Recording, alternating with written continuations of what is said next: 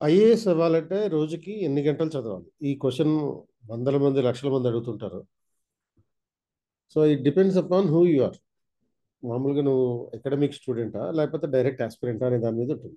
Academic student అంటే school చదవడం, లేకపోతే కాలేజీలో చదువుతుండడం ఇటువంటివి. అండ్ డైరెక్ట్ యాస్పిరెంట్స్ అంటే కాలేజీ చదవడం అయిపోయిన తర్వాత ఇగ అపియర్ అవ్వడం. సివిల్ సర్వీస్ అపియర్ అవ్వడానికి మన 2 ఇయర్స్ ముందు నుంచి ప్రిపేర్ అవుతుండడం.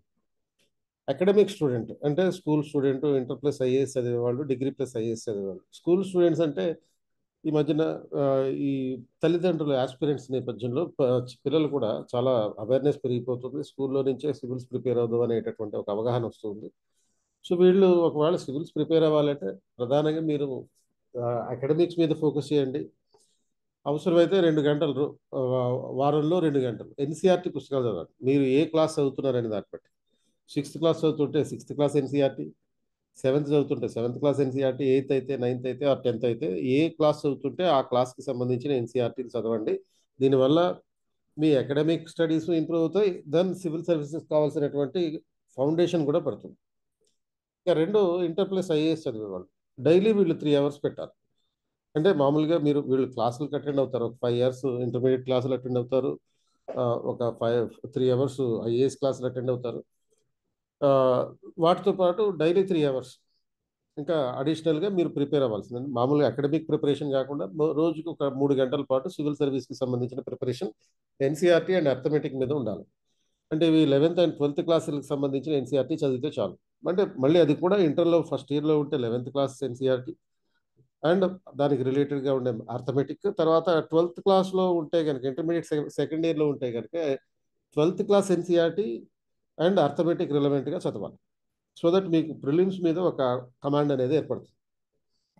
అండ్ తర్వాత డిగ్రీ ప్లస్ ఐఏఎస్లో ఉన్నటువంటి స్టూడెంట్స్ చాలామంది డిగ్రీ నుంచే ఇప్పుడు సివిల్స్ ప్రిపేర్ అవ్వడం మొదలు పెడుతున్నారు. డిగ్రీ ఫస్ట్ ఇయర్ నుంచే మొదలు పెడుతున్నారు.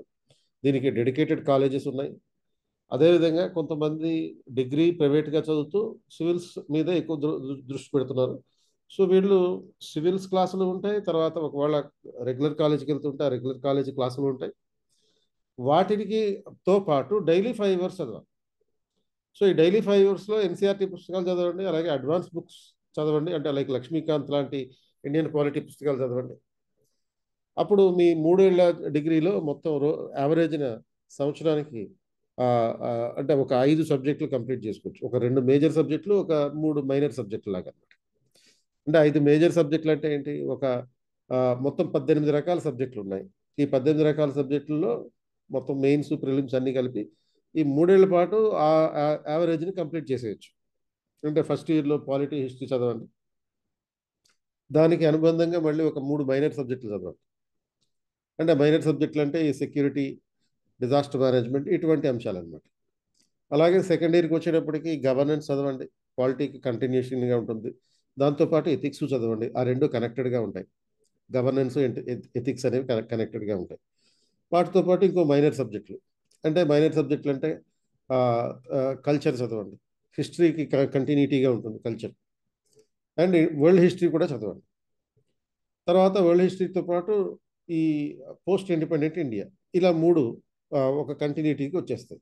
ఫైనల్ ఇయర్కి వచ్చేటప్పటికి మీ ప్రిపరేషన్ ఇంకొంచెం నెక్స్ట్ లెవెల్కి వెళ్ళి ఉంటుంది కనుక మీరు పాలిటీ, హిస్టరీ, తర్వాత గవర్నెన్స్, ఇవి ఎథిక్స్ అయిపోయినాయి కాబట్టి ఫైనల్ ఇయర్కి వచ్చాక జాగ్రఫీ చదవండి, ఎకానమీ చేయండి. అండ్ దాంతోపాటు మిగతా మైనర్ సబ్జెక్టులు ఏవైతే ఉంటాయో అవన్నీ చదవచ్చు. తర్వాత ఆఫ్టర్ గ్రాడ్యుయేషన్ పరిస్థితి, వర్కింగ్ ప్రొఫెషనల్. ఈ ఆఫ్టర్ గ్రాడ్యుయేషన్ 3 రకాలుగా ఉంటారు. వర్కింగ్ ప్రొఫెషనల్స్, సీరియస్ ఆస్పిరెంట్స్ అంటే ఓన్లీ సివిల్స్ ప్రిపరేషన్ కోసం మాత్రమే ఉండేవాళ్ళు, అండ్ నాన్ సీరియస్ ఆస్పిరెంట్స్.